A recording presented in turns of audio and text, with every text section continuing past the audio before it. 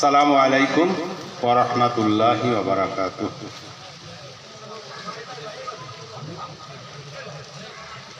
আমরা তখন স্কুলে পড়ি, হযরত জি কুদ্দুস সিররু বললেন, একটা বই বেরিয়েছে শুনেছো, দি 100।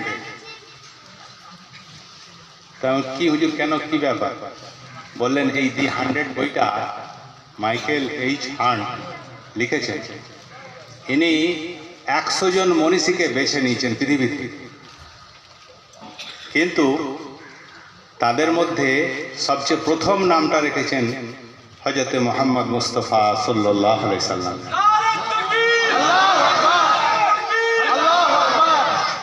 তো তাকে নাকি জিজ্ঞাসা করা হয়েছিল যে কি জন্য আপনি রসুলকে বাছলেন 1 নম্বর হিসেবে।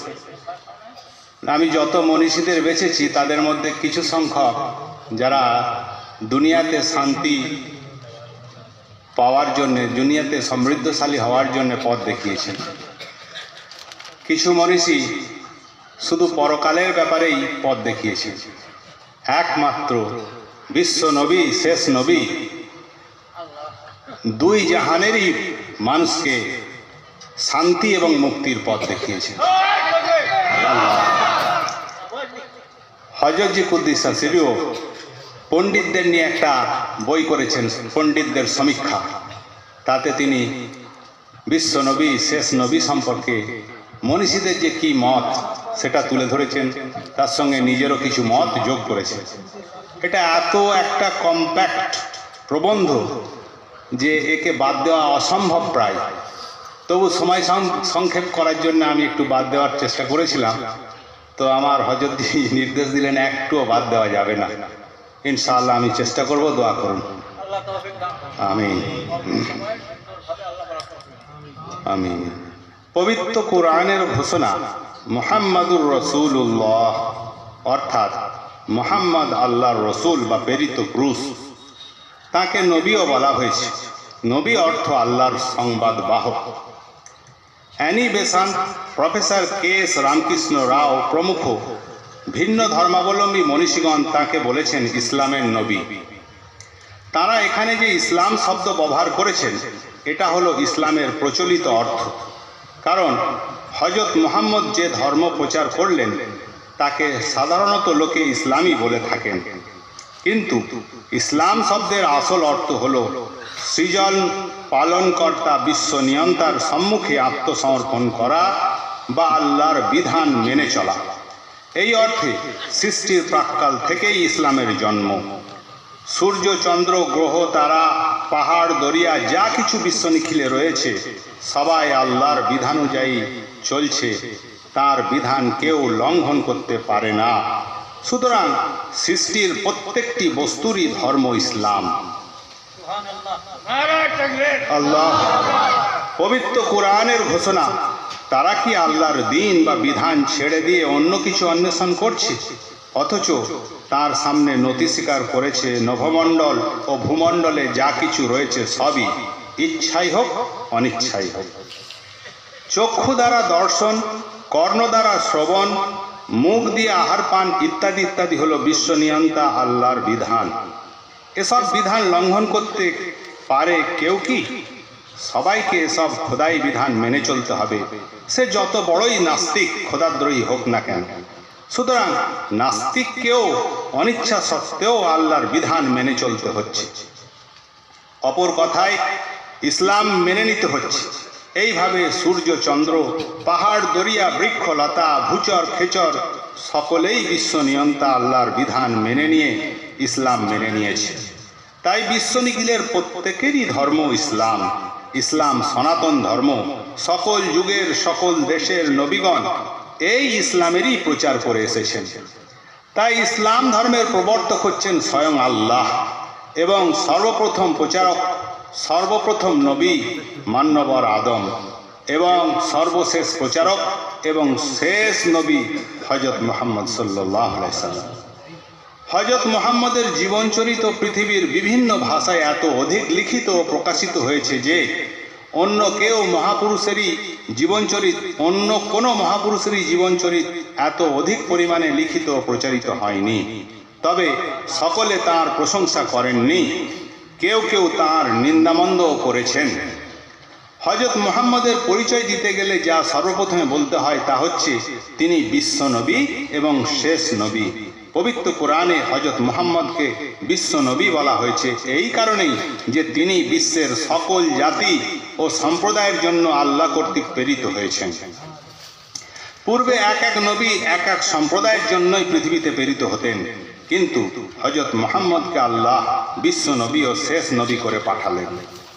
আমি যতটুকু অনুশীলন ও চর্চা করে দেখেছি, অমুসলিম লেখকদের মধ্যে যারা নিরপেক্ষ দৃষ্টিভঙ্গি ও সুষ্ঠু চিন্তাধারা নিয়ে সংকীর্ণতা ও ঈর্ষামুক্ত মস্তিষ্কে মহান বিশ্বনবীর জীবনচরিত পাঠ করেছেন, তারা তার চরিত্রে ও গুণাবলীতে এতটা মুগ্ধ হয়েছেন যে যার ভাষা আমি খুঁজে পাই না।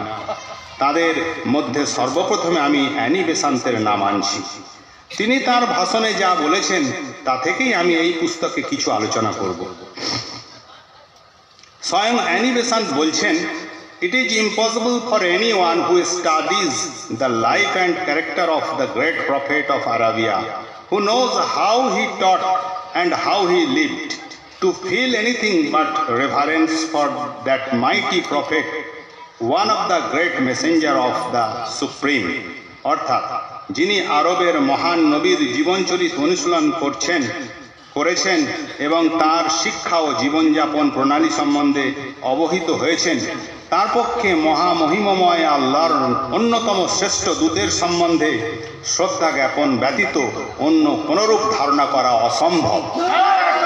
আল্লাহু আকবার। অমুসলিম মনীষীদের খুবই আকৃষ্ট করেছে মহান বিশ্বনবীর জীবনচরিত থেকে যে বিষয়টা, সেটা হলো বিশ্বনবীর আবির্ভাব ঘটে আরব দেশে।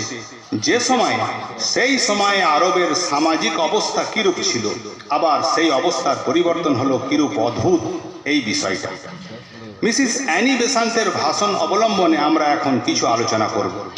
খ্রিস্টীয় ষষ্ঠ শতাব্দীতে আরব ও সিরিয়ার অবস্থা কিরূপ ছিল। ধর্ম নিয়ে যুদ্ধ হতো, ঘরবাড়ি ধ্বংস করা হতো, রক্তক্ষয়ী পাশবিক কলহ বিবাদ বংশানুক্রমে চলত।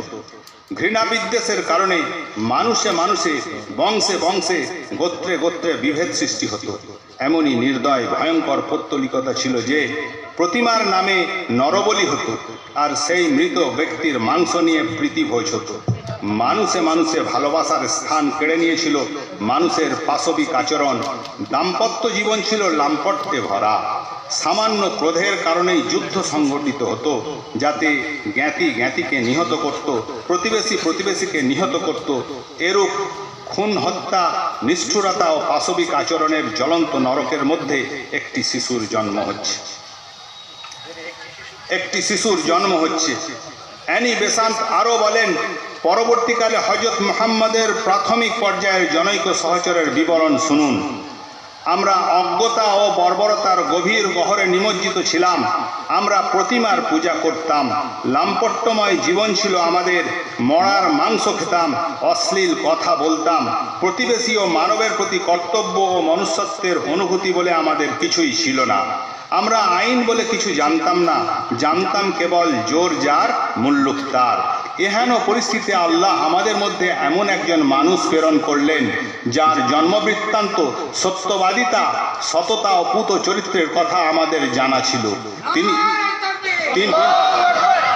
তিনি আমাদেরকে আল্লাহর একত্ববাদের দিকে আহ্বান জানালেন এবং সেই আল্লাহর সঙ্গে কাউকে শরীক করতে নিষেধ করলেন। তিনি আমাদেরকে প্রতিমা পূজা করতে নিষেধ করলেন। তিনি আমাদের আদেশ দান করলেন সত্য কথা বলতে, গচ্ছিত মালের হেফাজত করতে এবং প্রতিবেশীর অধিকার সংরক্ষণের আদেশ দিলেন। দয়া প্রদর্শনের শিক্ষা দিলেন। নারীদের হেয় করতে নিষেধ করলেন। অনাথ শিশুর ধন সম্পদ অপহরণ করতে নিষেধ করলেন। অবৈধ ও অন্যায় কার্য থেকে বিরত থাকতে বললেন। তিনি আমাদেরকে উপাসনা করার, নামাজ পড়ার, দান ধ্যান করার, জাকাত ফিতরা প্রদানের এবং উপবাস ব্রত বা রোজা পালনের আদেশ দান করলেন। আমরা তাকে বিশ্বাস করে তার উপর ঈমান এনে তার সমস্ত শিক্ষা গ্রহণ করলাম। ইসলামের নবীর শিক্ষা গুণে তদানীন্তন পরিস্থিতির কিরূপ পরিবর্তন হলো, তার প্রমাণ সমসাময়িক মানুষের সাক্ষ্য দ্বারা পাওয়া গেল। ইসলামের নবীর প্রাথমিক স্তরের ভক্তরা কি নির্মমভাবে নির্যাতিত হয় তা শুনলে গা শিউরে ওঠে। তবুও তারা মুহাম্মদকেও ছাড়েনি, তার ধর্মও ছাড়েনি। এ এক অদ্ভুত বিস্ময়কর ব্যাপার যে মানুষ এইরূপ অকপট ভক্ত তৈরি করতে পারেন এবং মানুষের অসাধারণ ভালোবাসার পাত্র হয়ে উঠতে পারেন, তিনি নিশ্চয়ই ঈশ্বর কর্তৃক প্রত্যাদেশ প্রাপ্ত তাঁর প্রেরিত পুরুষ। আপনি দেখতে পাবেন তিনি কোনো শত্রুর প্রতিশোধ গ্রহণ করেননি, যুদ্ধবন্দীদের নিহত করেননি বা সেই যুগের প্রথানুযায়ী তাদের সঙ্গে পাশবিক আচরণ করেননি। নবীজির ভক্তগণ নিজেরা খেজুর খেয়ে যুদ্ধবন্দীদের রুটি খাইয়েছেন, এমন শিক্ষা ছিল হযরত মুহাম্মদ মুস্তাফা সাল্লাল্লাহু আলাইহি ওয়াসাল্লাম। এ বিষয়ে প্রফেসর K.S. রামকৃষ্ণ রাও কি বলছেন এবার আমরা তাই দেখাবো। তিনি বলছেন, ইসলামের প্রাথমিক পর্যায়ের ভক্তবৃন্দের ইতিহাস পাঠ করুন। নিরীহ পুরুষ ও রমণীর প্রতি যে পাশবিক আচরণ করা হয়েছিল তা শুনলে প্রত্যেকটি মানুষেরই হৃদয় বিগলিত হবে। জনৈকা নিরীহ রমণী সুমাইয়াকে বর্ষার নিষ্ঠুর আঘাতে তার শরীর খণ্ড বিখণ্ড করা হয়েছিল। ইয়াসির নামে জনৈক ব্যক্তির দুই পা দুদিকে দুটো উটের সঙ্গে বাঁধা হয়েছিল এবং উট দুটিকে বিপরীত দিকে তাড়ানো হয়েছিল। কি নির্মম নিদারুণ পাশবিক আচরণ! খাব্বাব বিন আরসকে উত্তপ্ত বালুকার উপর শোয়ানো হয়েছিল এবং তার বুকের ওপর কোনো পশুকে দাঁড় করানো হয়েছিল যাতে সে নড়তে চড়তে না পারে এবং এইভাবে চর্মের অভ্যন্তরস্থ মেদ দ্রবীভূত হয়। খাব্বাব বিন আদিকে নির্মমভাবে নিহত করা হয়, তার দেহের মাংস খণ্ড খণ্ড করে কেটে ফেলা হচ্ছিল। আর সেই সময়ে তাকে জিজ্ঞেস করা হয়েছিল, দেখো, তোমাকে যদি এখন ছেড়ে দেওয়া হয় তাহলে তুমি তো তোমার স্ত্রী পুত্রের সঙ্গে গৃহে আরামে দিন কাটাতে পারবে এবং তোমার স্থলে যদি মুহাম্মদকে এইভাবে নির্যাতিত ও নিহত করা হয় সেটা কি উত্তম হবে না? খাব্বাবের উত্তর ছিল, শোনো, আমার এবং আমার স্ত্রী পুত্রের প্রাণ উৎসর্গ করে দেব, কিন্তু তবুও প্রিয় মুহাম্মদের দেহে একটা কাঁটা পর্যন্ত বিদ্ধ করতে দেব না।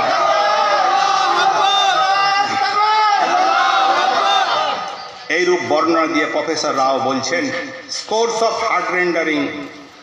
heart-rending incidents of this type may be narrated, but what do all these incidents show? অর্থাৎ এই ধরনের ভুরি ভুরি মর্মান্তিক ঘটনাই বর্ণনা করা যায়, কিন্তু এই সব ঘটনা থেকে কি বোঝা যায়? নরনারী নির্বিশেষে যার জন্য দেহ প্রাণ মন সবই উৎসর্গ করে দিচ্ছে, তিনি কেমন মহামানব ছিলেন, তিনি কোন স্তরের মানব ছিলেন, এটাই চিন্তার বিষয়। তাই তিনি বলছেন, মুসলিম অমুসলিম নির্বিশেষে সকলেরই কর্তব্য এই মহামানবকে শ্রদ্ধা জানানো। আল্লাহ! একটি ঘটনা মনে পড়ে, তদানীন্তন যুগে আরবের লোকেরা কন্যা সন্তানকে জীবন্ত প্রথিত করত, কারণ কারো কন্যা সন্তান হলে সেটা পিতার পক্ষে যেন অপমানসূচক ব্যাপার বলে মনে হতো। মহান বিশ্বনবী এই জঘন্য কুপ্রথা রহিত করে দেন। এক সময় মহান বিশ্বনবীর জনৈক সহচর তার দরবারে এসে বলছেন, হে আল্লাহর রসুল, আপনার সাহচর্যে আসার আগে আমি কয়েক বছর বিদেশে ছিলাম।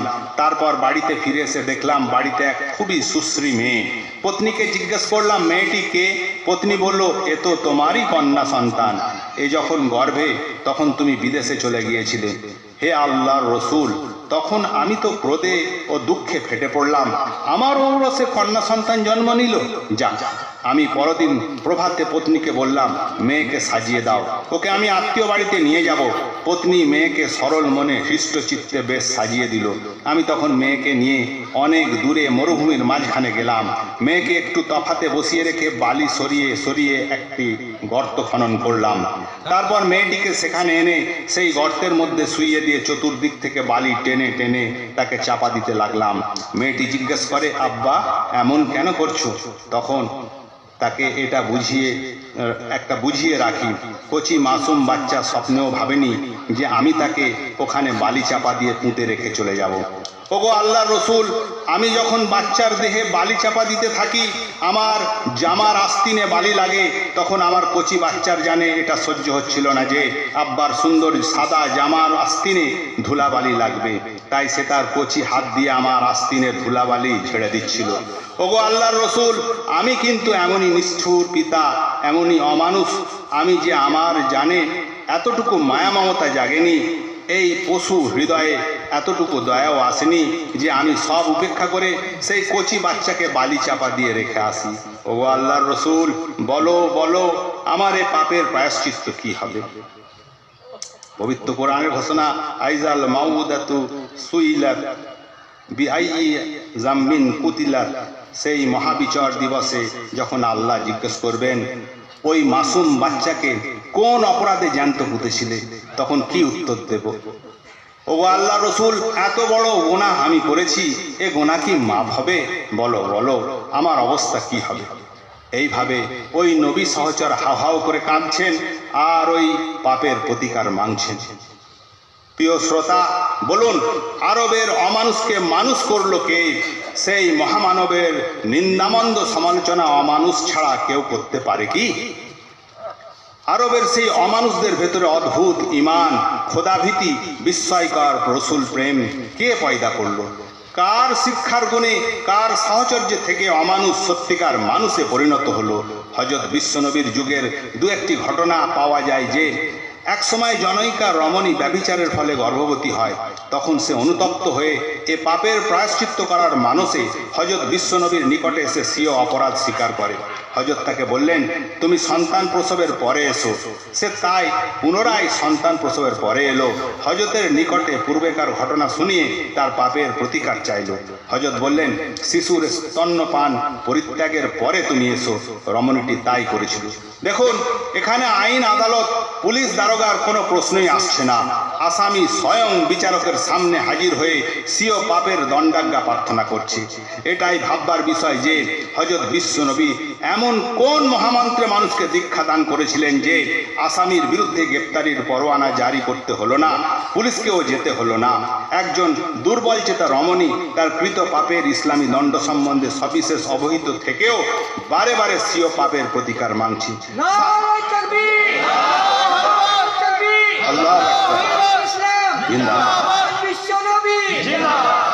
সারা বিশ্বের ইতিহাস খুঁজলেও এরূপ একটা নজির কি পাওয়া যাবে?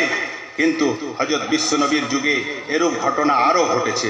এর মূলে রয়েছে এই মহামন্ত্রের দীক্ষা যে তোমরা বলো, ইয়াকা না'বুদু, তোমারই আইন মেনে চলি হে প্রভু। বিশ্ব মানব যখন বিশ্বপ্রভুর ইবাদত করতে শিখবে, বিশ্বপ্রভুর দাস হয়ে যাবে, তখন জগৎ থেকে সর্বপ্রকার দুর্নীতি ও পাপ বিদূরিত হবে। ইয়াকা না'বুদু বা তোমারই দাসত্ব করি, এই মন্ত্র সকল পাপের পথ রুদ্ধ করে দেয়। শুধু তাই নয়, মানবের মধ্যে নিষ্ঠা, সততা এবং কর্তব্যবোধ ও দায়িত্বজ্ঞানও জাগরিত করে। মানুষ আইন আদালতকে ভয় করে, সমাজকে ভয় করে, রাষ্ট্রশক্তিকে ভয় করে, উপরস্থ কর্মচারী বা কর্তৃপক্ষকে ভয় করে। তারই ফলে সে অন্যায় ও পাপ থেকে বিরত থাকতে চেষ্টা করে, কর্তব্যে অবহেলা করতে, দায়িত্বজ্ঞানহীন হতে ভয় পায়। কিন্তু স্বীয় মর্যাদা ও ইজ্জত বাঁচাতে গিয়ে গোপনে গোপনে পাপ করেই চলে। সুযোগ কোনোদিনই ছাড়ে না, সুযোগ অন্বেষণে সব সময় থাকে। সমাজের চোখ এড়িয়ে আইন আদালতের ফাঁকে মানুষ অন্যায়ের পর অন্যায় করে চলেছে। অন্যায়ের পথ রুদ্ধ করতে, পাপের স্রোত বন্ধ করতে কি পেরেছে কেউ? পাপের মাত্রা, অন্যায়ের গতি বেড়েই চলেছে। সর্বত্র অন্যায়, বিশৃঙ্খলা, নির্যাতন, শোষণ, প্রতিটি বিভাগেই, সর্বস্তরেই কর্তব্য অবহেলা, দায়িত্বজ্ঞানহীনতা, মিথ্যা, অসদুপায়ে অর্থোপার্জন পরিদৃষ্ট হয়। জগতে আজ দুর্নীতি, পাশবিকতা, অসত্য, অন্যায়, অত্যাচার, অনাচার, অবিচার এবং কলুষের অপ্রতিহত গতিরোধ করতে কোনো চিন্তাধারা, কোনো পরিকল্পনা ও কোনো শক্তি কার্যকরী ও সফল কাম হচ্ছে না। কেউ বলেন শিক্ষার হার বাড়ালে, কেউ বলেন আর্থিক সমস্যার সমাধান হলে দুর্নীতি ও অন্যায়ের মাত্রা হ্রাস পাবে। কিন্তু দেখা যাচ্ছে পাপের স্রোত বন্ধ করতে শিক্ষাও সমর্থ হচ্ছে না, অর্থও সমর্থ হচ্ছে না, শাসন ও আইনও সমর্থ হচ্ছে না। অর্থ যদি অন্যায় ও দুর্নীতির পথ রুদ্ধ করতে পারত, তাহলে বিত্তশালী ব্যক্তি প্রতারক, শোষক, নিষ্ঠুর ও অবিচারক হতো না। শিক্ষা যদি পাপের গতিরোধ করতে পারত, তাহলে শিক্ষা বিভাগে, অফিস আদালতে দুর্নীতি, অবিচার পরিদৃষ্ট হতো না। আইনজীবীগণ প্রকৃত দোষীর দোষ খণ্ডন করে নির্দোষকে দণ্ড দেবার জন্য আপ্রাণ চেষ্টা করতো না। জ্ঞান সাধনা ও বিজ্ঞান গবেষণা যদি পাপের গতিরোধ করতে সমর্থ হতো, তাহলে আমেরিকায় সহস্র সহস্র গর্ভপাত, ভ্রূণ হত্যা ও জন্ম নিরোধী প্রণালীতে সন্তানোৎপাদন বন্ধ ব্যতীত প্রতি বছরে 2 লক্ষ জারজ সন্তান জন্মগ্রহণ করত না। কিন্তু মানুষ যখন ভাববে বিশ্বনিয়ন্তা প্রভু বিশ্ব নিখিলের সর্বত্র পরিব্যাপ্ত বিরাজমান, তিনি অন্তর্যামী, সর্বজ্ঞ, সর্বদর্শী, তখন সেই মহাশক্তির চোখের আড়ালে তার অজ্ঞাতে কোনো অন্যায় করতে পারে না, স্বীয় কর্তব্যে অবহেলা করতে পারে না, বা দায়িত্বজ্ঞানহীন হতে পারে না। তাই বিশ্বকোষ কোরআন বিশ্ব মানবকে এই মহামন্ত্রে দীক্ষিত করতে চায়, তোমরা বলো ইয়াকা না'বুদু, তোমারই দাসত্ব করি। মানবের মনোজগতে এই বিপ্লব আয়ন করতে পারলে, এই মনোভাব মানব মনে জাগরিত করতে পারলে, মানুষ আর গোপনে 70,000 পর্দার আড়ালেও পাতালের নিভৃত কোণেও পাপকর্ম লিপ্ত হতে পারে না। শুধু তাই নয়, মানুষ সেই সময় কর্তব্যপরায়ণ হবে, দায়িত্বশীল হবে, আর জগতের সর্বস্তর থেকেই পাপ ও দুর্নীতি বিদিত হবে। তাই বলে কি খোদাভীরু বা ধর্মপরায়ণ ব্যক্তি আদৌ পাপ করবে না? পাপ করা তো মানবেরই স্বভাব, এবং সৎ মানুষ সাময়িক উত্তেজনার বশে পাপ করে ফেলতে পারে, এটা অসম্ভব আদৌ নয়। কিন্তু উত্তেজনা হ্রাস পেলে সঙ্গে সঙ্গে সে অনুতপ্ত হবে এবং স্বীয় পাপের প্রায়শ্চিত্ত প্রতিকার করার জন্য ব্যস্ত হয়ে পড়বে। কোরআনে বর্ণিত মুত্তাকি ও ফাসিকের মধ্যে পার্থক্যই তো এই যে ফাসিক অনবরত পাপ করে যায়, কিন্তু কোনো দিনের জন্য সে অনুতপ্ত হয় না। আর মুত্তাকি হয়তো কোনো সময় ইচ্ছায় বা অনিচ্ছায় নফস বা প্রবৃত্তির বশবর্তী হয়ে শয়তান প্রকৃতির মানুষের প্ররোচনায় পাপ করে ফেলতে পারে, কিন্তু পরক্ষণেই সে তওবা ইস্তেগফার, অনুতাপ ও ক্ষমা ভিক্ষা করে। নবী, রসুল, মুনি, ঋষি যে কোনো মানুষের পদস্খলন স্বভাবগতভাবে হয়েই থাকে। তাই বলে কি তাকে তার মর্যাদা ও আসন থেকে নামিয়ে দিতে পারা যায়? এটা তো অবিচার ও অযৌক্তিক কথা। ইহুদি জাতির নবী পরম শ্রদ্ধেয় মহামান্য মোজেস একজন মানুষকে অনিচ্ছায় নিহত করে ফেলেন। তাই বলে কি তাকে প্রফেট বা নবীর আসন থেকে নামিয়ে দেওয়া যায়? কখনোই নয়। পরশুরাম বিষ্ণুর দশাবতারের অন্যতম, তিনি স্বীয় মাতাকে নিহত করেন, পরে মানস সরোবরে স্নান করে পাপের প্রায়শ্চিত্ত করেন। শ্রীকৃষ্ণ স্বীয় মাতুল কংস রাজাকে বধ করেন। উচ্চবর্ণীয়ের উপযোগী তপস্যায় রত হওয়ার কারণে রামচন্দ্র জনৈক শূদ্রকে নিহত করেন। তাই বলে কি এদেরকে হিন্দুরা অবতারের আসন থেকে নামিয়ে দিয়েছেন? মোটের পর যার পুণ্যরাশি ও সৎ গুণাবলী অধিকতর তিনি সৎ ও পুণ্যবান, পক্ষান্তরে যার পাপরাশি ও দোষাবলী অধিকতর সেই পাপী ও অসৎ। এ মূল সূত্র পবিত্র কোরআনে পাওয়া যায়। এতদ ব্যতীত সারা জগতের মানব সমাজে এই মূল সূত্র চলে আসছে। মানুষ মাত্রই দোষ খুঁত বা অপূর্ণতা থাকাটাই স্বাভাবিক। যেমন চাঁদ সারা জগৎকে আলোকিত করছে, তাতেও কলঙ্ক রয়েছে, কিন্তু সে কলঙ্ক ধর্তব্যের বাইরে। কিন্তু বড়ই পরিতাপের বিষয়, এক শ্রেণীর সমাজনেতা ঈশ্বরহীন রাষ্ট্র গঠনের জন্য তৎপর। বিংশ শতাব্দীর শ্রেষ্ঠ বৈজ্ঞানিক আইনস্টাইন মৃত্যুর পূর্বে বলে গিয়েছেন, সাধারণত লোকে যে ভাবে আমি নাস্তিক, তা এক চূড়ান্ত ভ্রান্ত ধারণা হইতে সৃষ্টি। বিপরীতক্রমে আমি এক ব্যক্তিগত ভগবানে বিশ্বাসী, আর সেই সঙ্গে পরিষ্কার বা শুদ্ধ বিবেক দ্বারা অকপটে আমি নিবেদন করতে পারি যে আমার জীবনে মাত্র এক মুহূর্তের জন্য আমি কদাপি নাস্তিস্ক বুদ্ধিতে বা মতবাদে আকৃষ্ট হই নাই। আমার ধর্ম এই যে আমি সেই এক পরম দিব্যধি শক্তি দোতক প্রচণ্ড পরাশক্তিতে দৃঢ় প্রত্যয়ী, যাহার স্থিতি বোধই হইল আমার মূল ভগবত বিশ্বাসের মানসিক ভিত্তির পাদভূমি। ব্যক্তিগতভাবে আমি দৃঢ় বিশ্বাসী যে বিনা ধর্মে মানুষ যতই প্রগতিশীল হোক না কেন পশুই রহিবে। মিসেস অ্যানি বেসান্ট ঠিকই বলেছেন, go into all religions and love them, learn them. সকল ধর্মের ভিতরে প্রবেশ করো ভালোবাসার সহিত, সকল ধর্মের অনুশীলন ও চর্চা করো। তাই বলি, সরল মন নিয়ে সংকীর্ণতা বিদ্বেষ দূর করে দিয়ে সুষ্ঠু দৃষ্টি নিয়ে চর্চা করলে সত্যের উদ্ঘাটন হবেই। অধ্যাপক রামকৃষ্ণ রাও লিখছেন, the subject of my writing is about the tenets of a religion which is historic, and its prophet is also a historic personality. Even a hostile critic like Sir William Muir, speaking about the Holy Quran, says that there is probably in the world no other book which has remained 12 centuries with so pure a text, every event of whose life has been most carefully recorded. অর্থাৎ আমার লেখার বিষয়বস্তু এমন এক ধর্মবিশ্বাসের উপর যা হচ্ছে ঐতিহাসিক, এবং যে ধর্মের নবী ও ঐতিহাসিক ব্যক্তিত্ব সম্পন্ন।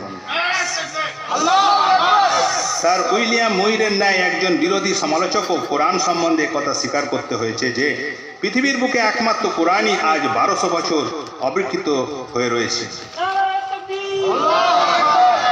যার জীবনের প্রতিটি ঘটনা খুবই যত্ন সহকারে লিখিত সংরক্ষিত রয়েছে। মনীষী ফরাসি মনীষী মরিস বুকাইল লিখছেন, The situation is very different of the Quran. As the revelation progressed, the prophet and the believers following him recited the text by heart, and it was also written down by the scribes in his following. অর্থাৎ কোরআনের ব্যাপারটা সম্পূর্ণ ভিন্ন। যখনই প্রত্যাদেশ আসত, নবীজি এবং তার অনুসারীগণ সঙ্গে সঙ্গে কণ্ঠস্থ করে নিতেন এবং তার পরক্ষণেই লিপিকার কর্তৃক লিখিত হয়ে যেত। তাই আমরা বলি পৃথিবীর বিশুদ্ধতম অবিকৃত গ্রন্থ কোরআন এবং মহান বিশ্বনবীর বাণী ও আদেশ বা কর্ম নিয়ে যে গ্রন্থ, তা অনুশীলন করতে আমাদের আপত্তি কোথায়? মুসলিম পণ্ডিতগণের নিকটে বসে পাঠ গ্রহণ করার অপরিহার্য প্রয়োজন আছে বলে আমাদের ধারণা। M.A.S বলেন, যে সময় মুসলিমরা স্পেন জয় করে এবং সেখানে 800 বছর রাজত্ব করে, সেই সময় থেকে খ্রিস্টানরা বিজেতা জাতি মুসলমানদের প্রতি ঈর্ষানলে জ্বলতে থাকে এবং ইসলামকে হেয় প্রতিপন্ন করার মানুষে কোরআন ও ইসলামের নবীর পুত চরিত্রে নানাবিধ কলঙ্ক আরোপ করার হীন প্রচেষ্টা চালাতে থাকে। লেখক ও ঐতিহাসিকরা এ বিষয়ে বহু পুস্তক লিখতে থাকেন। সেই খ্রিস্টান জাতি যখন ভারতবর্ষ জয় করে, এখানে তদানীন্তন শিক্ষিত মানুষের মন মগজে ইসলামের প্রতি বিদ্বেষের বীজ বপন করতে থাকে। তাই দেখা যায় M.A.S ভাষায়, perhaps no religion is more misunderstood than Islam by those who do not follow it. অর্থাৎ ইসলামের ন্যায় পৃথিবীর কোনো ধর্ম সম্বন্ধে অমুসলিমদের মধ্যে এতটা ভুল বোঝাবুঝি হয়নি। অধ্যাপক রাও বলেন, the Encyclopaedia Britannica says that Muhammad is the most successful of all prophets and religious personalities, but this success was not the result of mere incident. It was not a windfall. It was a recognition of the fact that he was found to be of true metal by his contemporaries.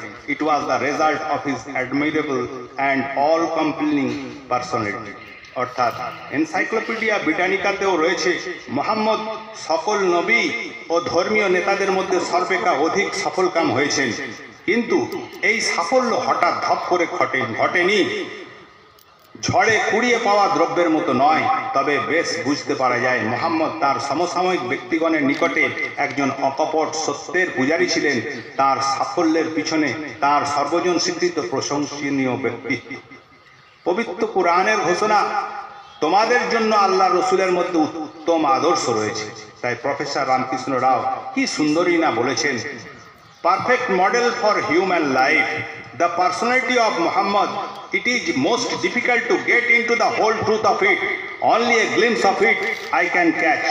There is Muhammad the prophet, there is Muhammad the general, Muhammad the king, Muhammad the warrior, Muhammad the businessman, Muhammad the preacher, Muhammad the philosopher, Muhammad the statesman, Muhammad the orator, Muhammad the reformer, Muhammad the refuge of orphans, Muhammad the protector of slaves, Muhammad the emancipator of women, Muhammad the judge, Muhammad the saint, and in all these magnificent roles, in all these departments of human activities, he is like a hero. Allah Akbar. Jindabad. Jindabad. Jindabad. অর্থাৎ মানব জীবনের পরিপূর্ণ আদর্শ মুহাম্মদের ব্যক্তিত্বের সমগ্র সত্যটি উপলব্ধি করা কঠিনই নয়, কঠিনতম কাজ। সেই জ্যোতির কেবল একটি ঝলকি আমি ধরতে পারি। মোহাম্মদ নবী, মোহাম্মদ সেনাপতি, মোহাম্মদ সম্রাট, মোহাম্মদ যোদ্ধা, মোহাম্মদ ব্যবসায়ী, মোহাম্মদ ধর্মপ্রচারক, মোহাম্মদ দার্শনিক, মোহাম্মদ রাজনীতিজ্ঞ, মোহাম্মদ বাগ্মী, মোহাম্মদ সমাজ সংস্কারক, মোহাম্মদ অনাথ শিশুর আশ্রয়, মোহাম্মদ দাসেদের রক্ষক, মোহাম্মদ নারীর মুক্তিদাতা, মোহাম্মদ বিচারপতি, মোহাম্মদ ঋষি। এবং এই সমস্ত অদ্ভুত কর্মের মধ্যে মানবের কর্মজীবনের সকল বিভাগের মধ্যে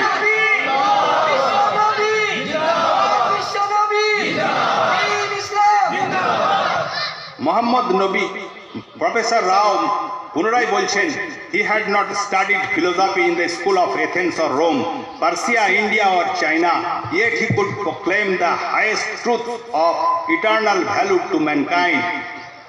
Unlettered himself, he could yet speak with an eloquence and fervor which moved men to tears of ecstasy. He had studied at no military academy, yet he could organize his forces against tremendous odds and gained victories through the moral forces which he marshaled. অর্থাৎ তিনি Athens, Rome, পারস্য, ভারতবর্ষ বা চীনের কোনো শিক্ষায়তনে দর্শন বিজ্ঞান পড়াশোনা করেননি, তথাপি তিনি মানবকে উচ্চতম সনাতন সত্যের সন্ধান দান করেছেন। নিজে নিরক্ষর হয়েও তিনি এরূপ ভাবভাষাপূর্ণ বক্তৃতা দান করতেন যে মানুষ আবেগে অশ্রু সংবরণ করতে পারত না। তিনি কোনো সামরিক বিভাগে শিক্ষা গ্রহণ করেননি, তবুও তিনি ভয়ঙ্কর শত্রুর বিরুদ্ধে তার সৈন্য পরিচালনা করে নৈতিক পথ ধরেও বিজয় লাভ করতেন। মিস্টার হিটলারও মহান বিশ্বনবীর প্রশংসা করতে বাধ্য হয়েছেন। প্রফেসর রাও এবার বলছেন, and more wonderful still is what the Reverend Bosworth Smith remarks, head of the state as well as the church. He was Caesar and Pope in one, but he was Pope without the Pope's pretensions and Caesar without the legions of Caesar. Without a standing army, without a bodyguard, without a police force, without a fixed revenue, if even a man had the right to say that he ruled by a right divine, it was Muhammad, for he had all the powers without their support. অর্থাৎ বসওয়ার Smith যে মন্তব্য করেছেন সেটা খুবই বিস্ময়কর। তিনি একধারে রাষ্ট্রপ্রধান ও গির্জা প্রধান, তিনিই সিজার, তিনিই পোপ, কিন্তু তার পোপের ন্যায় কোনরূপ হামবড়াই ছিল না, সিজারের ন্যায় কোনো সৈন্যদল ছিল না, তার কোনো দৃঢ় সৈন্যদল ছিল না, দেহরক্ষী ছিল না, কোনো পুলিশ ছিল না, ছিল না কোনো নির্দিষ্ট রাজস্ব। যদি কোনো মানুষের এরূপ মন্তব্য করার অধিকার থাকে যে তিনি ঈশ্বর প্রদত্ত অধিকারী শাসন করেছেন, তাহলে মুহাম্মদী এ দাবি করতে পারেন।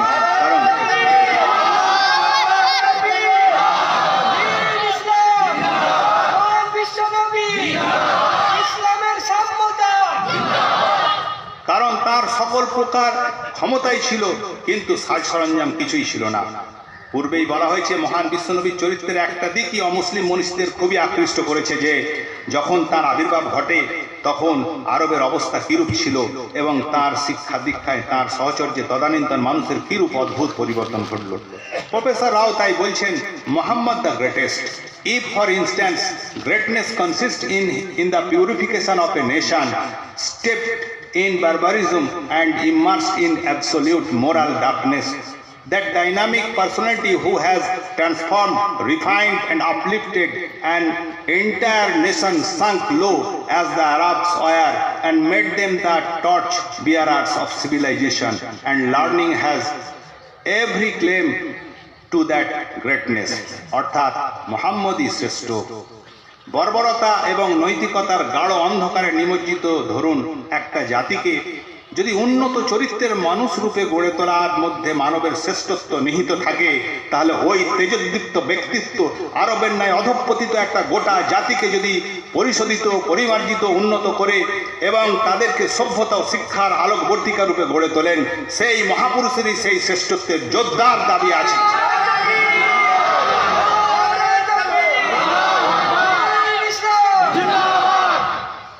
মহান বিশ্বনবী যুদ্ধে অবতরণ করেন নিছক আত্মরক্ষার তাগিদে বাধ্যতামূলকভাবেই।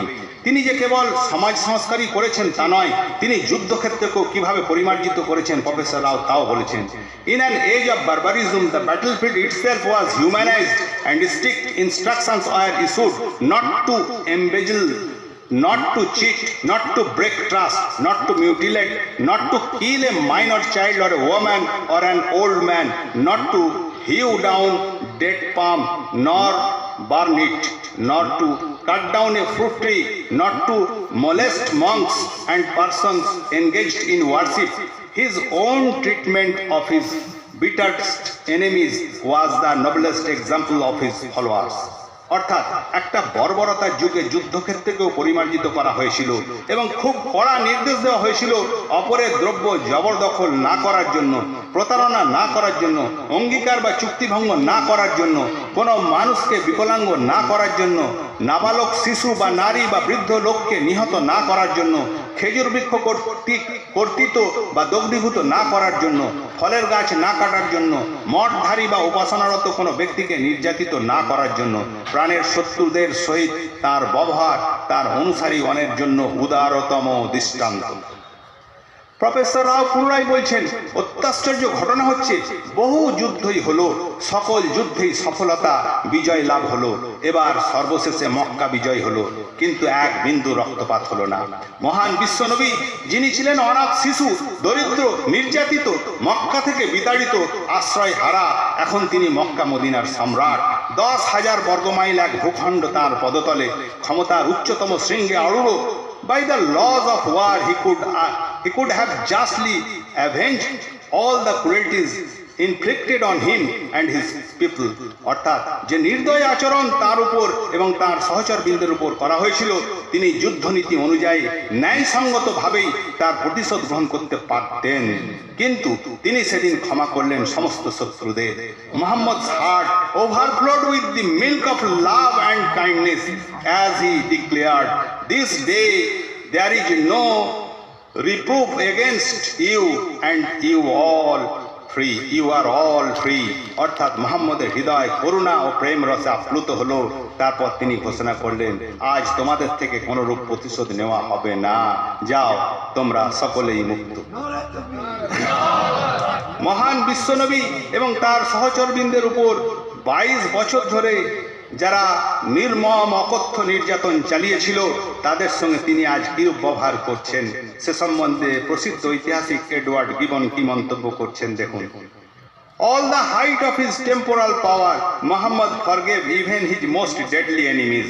In the long history of the world, there is no instance of magnanimity and forgiveness which can approach those of Muhammad, when all his enemies lay at his feet and he forgave them one and all.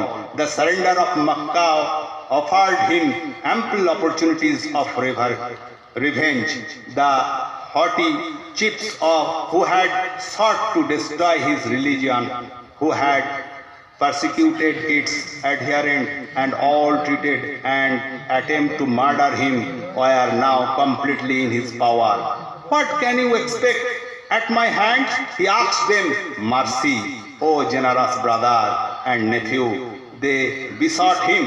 Tears came into the eyes of the prophet when he heard them. I will speak to you, he continued, as Joseph spoke to his brothers. I will not reproach today. God will forgive you, for he is merciful and loving. Go, you are free. অর্থাৎ পার্থিব ক্ষমতার সর্বোচ্চ শৃঙ্গে আরোহণ করেও মুহাম্মদ সাল্লাল্লাহু আলাইহি সাল্লাম তার প্রাণের শত্রুদের ক্ষমা করলেন।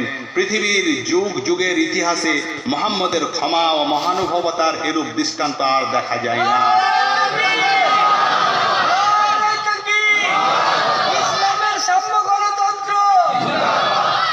যখন তার সকল শত্রু তার পদতলে লুণ্ঠিত, তিনি তাদের সকলকেই ক্ষমা করলেন।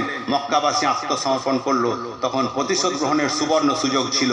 উদ্ধত প্রকৃতির যেসব নেতারা তার ধর্মের উচ্ছেদ সাধনে বদ্ধপরিকর ছিলেন, এই ধর্মের অনুগামীগণের ওপর নির্যাতন চালিয়েছিলেন, স্বয়ং মুহাম্মদকে নিহত করার চেষ্টা করেছিলেন, তারা সকলেই এখন তার চরণতলে। তিনি তাদের জিজ্ঞেস করলেন, তোমরা এখন আমার কাছে কিসের প্রত্যাশা করো? তারা অনুনয় সহকারে বললেন, হে সদয় ভ্রাতুষ্পুত্র, করুণা।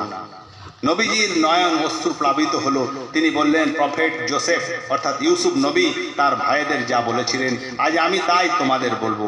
আমি আজ প্রতিশোধ গ্রহণ করব না, আল্লাহ তোমাদের ক্ষমা করবেন, তিনি করুণাময় প্রেমিক। যাও তোমরা সকলেই মুক্ত। মক্কা বিজয়ের পর প্রফেসর রাওয়ের ভাষায়, the entire town of Medina where he lived grew wealthy in the latter days of his life. Everywhere there was gold and silver in plenty. অর্থাৎ তার বাসস্থান সমগ্র মদিনা শহর তার জীবনের শেষ ভাগে ধনসম্পদে সমৃদ্ধশালী হলো। সর্বত্রই প্রচুর স্বর্ণ রৌপ্যে ভরা। তবুও মুহাম্মদ সহস্তে জুতা এবং পশমের মোটা কাপড় সেলাই করতেন, ছাগলের দুধ দহন করতেন, ঘরদোর ঝাড়ু দিতেন, আগুন জ্বালতেন। কিন্তু সেই আর্থিক শ্রীবৃদ্ধির যুগেও সপ্তাহের পর সপ্তাহ এমন কেটেছে যে মক্কা মদিনার অধিপতির বাসভবনে আগুন জ্বালতে হয়নি খাদ্যাভাবে, কেবল খেজুর ও পানি খেয়েই দিন কেটেছে। তার পরিবারকে রাতের পর রাত উপোস করতে হয়েছে। তিনি সারা দিন কর্মব্যস্ততা বা পরিশ্রমের পর একটা নরম শয্যা পাননি। মোটা খেজুর ছালের উপরে করেই রজনী অতিবাহিত করতে হয়েছে। রজনীর অধিক ভাগই উপাসনায় কেটেছে। সৃজনকর্তার দরবারে অশ্রু বিসর্জন করেছেন। বর্ণিত আছে তার ক্রন্দনধ্বনি ছিল যেন উনানের উপর হাঁড়িতে খাদ্যদ্রব্য ফুটছে। তার তিরোধানের দিন তার কুটিরে ছিল মাত্র কয়েকটি মুদ্রা, আর কিছু নয়। তার কিছু ঋণ পরিশোধের নির্দেশ দান করলেন এবং বাকিটা উপস্থিত দরিদ্রদের মধ্যে বিতরণের আদেশ দিলেন। শেষ নিঃশ্বাস ত্যাগ করলেন যে পোশাকে, তাতে কতিপয় তালি দেওয়া ছিল। যে কুটির থেকে সারা বিশ্ব আলোকপ্রাপ্ত হয়েছিল, সেই কুটির সেদিন অন্ধকার ছিল, তেলের অভাবে প্রদীপ জ্বলে।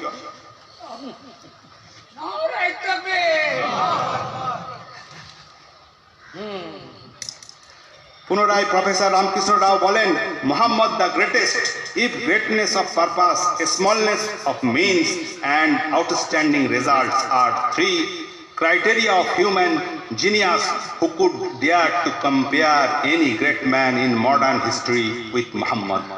অর্থাৎ মোহাম্মদই শ্রেষ্ঠ। কারো জীবনে যদি উদ্দেশ্য মহৎ, উপলক্ষ সাজ সরঞ্জাম অল্প এবং বিস্ময়কর পরিণাম ফল দেখা যায়, এবং এটাই যদি মানব প্রতিভার মাপকাঠি হয়, তাহলে আধুনিক ইতিহাসে মোহাম্মদের সঙ্গে কোনো মহাপুরুষের তুলনা করার দুঃসাহস কে করবে? বহু প্রসিদ্ধ ব্যক্তি জগতে কেবলমাত্র সৈন্য তৈরি করেছেন, আইন প্রণয়ন করেছেন, সাম্রাজ্য গঠন করেছেন, আর এই মোহাম্মদ কেবল সৈন্য, আইন ও সাম্রাজ্যই তৈরি করেননি, তিনি লক্ষ লক্ষ মানুষ তৈরি করেছেন।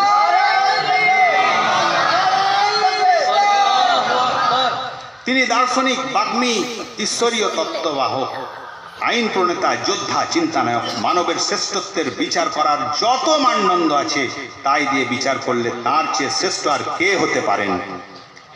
পুনরায় প্রফেসর রাও বলেন, to serve man, to elevate man, to purify man, to educate man, in a word to humanise man, this was the object of his mission.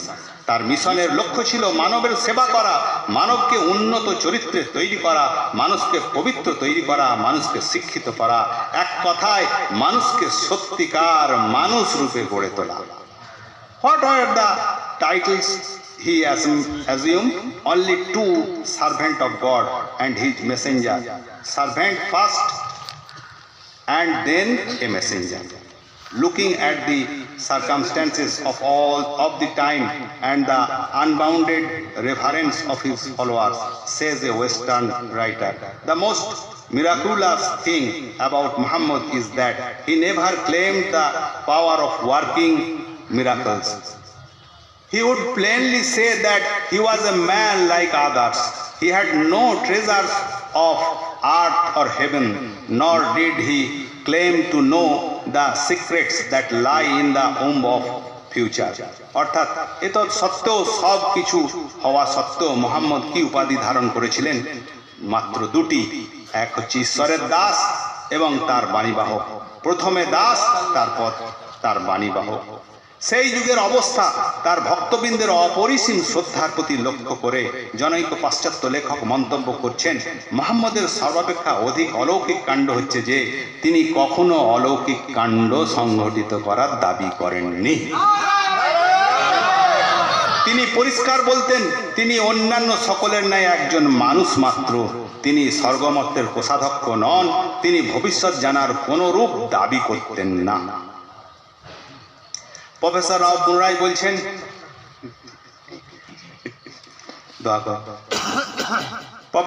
পুনরায় বলছেন, ইসলামের নবী সমাজে এমনই অদ্ভুত পরিবর্তন আনলেন যে আরবের তৎকালীন অভিজাত বংশীয় নেতারা একজন নিগ্রদাস বিলালকে কন্যাদানের প্রস্তাব দেন। বিলাল যখন আসতেন, ইসলাম জগতের দ্বিতীয় খলিফা মহাত্মা উমরের ন্যায় ব্যক্তিত্ব সম্পন্ন মানব দাঁড়িয়ে তাকে শ্রদ্ধা জ্ঞাপন করতেন আর বলতেন, here comes hour master, here comes hour Lord. এই যে আমাদের নেতা, এই যে আমাদের সর্দার এসে গিয়েছেন। কি অদ্ভুত পরিবর্তন কোরআন তথা ইসলামের নবী এনেছিলেন। সেই জন্যই শ্রেষ্ঠ জার্মান কবি গথ বলেছিলেন, this book will go on exercising through all ages A most potent influence. অর্থাৎ এই গ্রন্থ কোরআন সর্বযুগেই এক অদ্ভুত ক্ষমতা সম্পন্ন প্রভাব বিস্তার করতে থাকবে। তাই জর্জ বার্নার্ড শাহ বলেছিলেন, if any religion has a chance of ruling over England, Nay, Europe, within the next 100 years it is Islam. অর্থাৎ যদি কোনো ধর্ম পরবর্তী 100 বছরের মধ্যে ইংল্যান্ড কেন ইউরোপে শাসন ক্ষমতা লাভের সুযোগ পায়, তাহলে ইসলামই সেটা পাবে। প্রফেসর রাও পুনরায় বলছেন, it is the same democratic spirit of Islam that has emancipated woman from the bondage of man. Sir Charles Edward Hamilton says, Islam teaches the inherent sinlessness of man. It teaches that man and woman have come from the same essence, possesses the same soul, and have been equipped with equal capabilities for intellectual, spiritual and moral attainment. অর্থাৎ ইসলামের ওই একই গণতান্ত্রিক ভাবের কারণেই পুরুষের বন্ধন থেকে নারী মুক্তি লাভ করেছে। স্যার চার্লস এডওয়ার্ড হ্যামিল্টন বলেন, ইসলাম মানুষের জন্মগত নিষ্পাপতার শিক্ষা দেয়। ইসলামের মতে পুরুষ ও রমণী একই বস্তু থেকে উৎপন্ন, একই আত্মার অধিকারী এবং মানসিক, আধ্যাত্মিক ও নৈতিক গুণাবলীতে পুরুষেরই মতো নারীর মধ্যেও যোগ্যতা নিহিত রয়েছে। প্রফেসর রাও বলেন, সম্পত্তিতে নারীর অধিকার ইসলাম দিল বহু শত বছর পূর্বে, কিন্তু ইংল্যান্ডে 1881 খ্রিস্টাব্দে ইসলামের অনুসরণে আইন করা হলো। সরোজিনী নাইডু বলেন, it was the first religion that preached and practice democracy. অর্থাৎ ইসলাম ধর্মই সর্বপ্রথম গণতন্ত্রের প্রচার ও প্রসার করে। এরপর হজরতের একটু মূল্যায়ন আমি একটু পাঠ করব হুজুরদের অনুমতি নিয়ে। প্রিয় শ্রোতা, আমরা এই পুস্তকে দেখলাম পৃথিবীর অমুসলিম মনীষীবৃন্দ মহান বিশ্বনবী তথা ইসলামের কিরূপ প্রশংসা করেছেন। এই ক্ষুদ্র পুস্তিকাতে আমরা আর কত উল্লেখ করব, কিন্তু বড়ই পরিতাপের বিষয়, মহান বিশ্বনবীর হাজার গুণ এক শ্রেণীর মানুষের চোখে ধরা পড়ল না। তাদের মুখে কেবল একই কথা, উনি এতগুলো বিয়ে করলেন কেন, উনি যুদ্ধ করলেন কেন। আসলে সেই ইংরেজ জাতির পরিবেশিত বিষ। বিশ্বনবীর যুগে কিছু ধর্মদ্রোহী বিরোধী মানুষ মহান বিশ্বনবীর পূত চরিত্রে কোনরূপ দোষ খুঁত দেখতে না পেয়ে তারা বলতো, উনি যদি নবী হবেন তাহলে আহার পান করেন কেন, উনি বাজারে যান কেন। অজ্ঞতাবশতই হোক আর ঈর্ষাবশতই হোক, বুলি তাদের ওই একই। Mrs Annie Besant, professor Ramakrishna রাও, মারমার্ডিক পিকথল সাহেব প্রমুখ মনীষীগণ ওই শ্রেণীর মানুষের সমালোচনার দাঁত ভাঙা জবাবও দিয়েছেন। আজ পর্যন্ত পৃথিবীতে বিভিন্ন ভাষায় ইসলাম তথা, এটা ভালো করে শুনবেন ভাই সব, এটা আমাদের পুঁজি।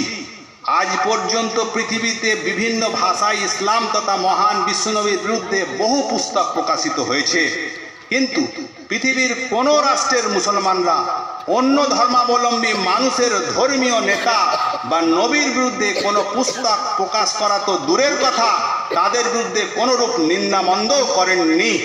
তবুও মুসলমান সংকীর্ণ চেতা গোঁড়া, এই হলো বিচার। অ্যানি বেসান্ট তার এক ভাষণে বলেন, there is far more misunderstanding of Islam than there is, I think, of the other religions of the world. So many things are said of it by those who do not belong to that faith. অর্থাৎ আমার মনে হয় পৃথিবীর অন্য কোনো ধর্মের বেলায় এতটা ভুল বোঝাবুঝি হয়নি যতটা ইসলাম সম্বন্ধে হয়েছে। অমুসলিমরা ইসলাম সম্বন্ধে বহু কিছু বাজে কথা বলেছে। ইসলাম সম্বন্ধে মানুষের এত গাত্রদাহ কেন না? কোরআনের ভাষায় তারা মনে করে আল্লাহর জ্যোতিকে ফুঁক দিয়ে নিভিয়ে দেবে, অথচ আল্লাহ তার জ্যোতিকে পূর্ণ মাত্রায় বিকশিত করে ছাড়বেন, যদিও বিরোধী গণের এটা খারাপ লাগে। আল্লাহ আমাদের বোঝার তৌফিক দান করুন। আসসালামু আলাইকুম।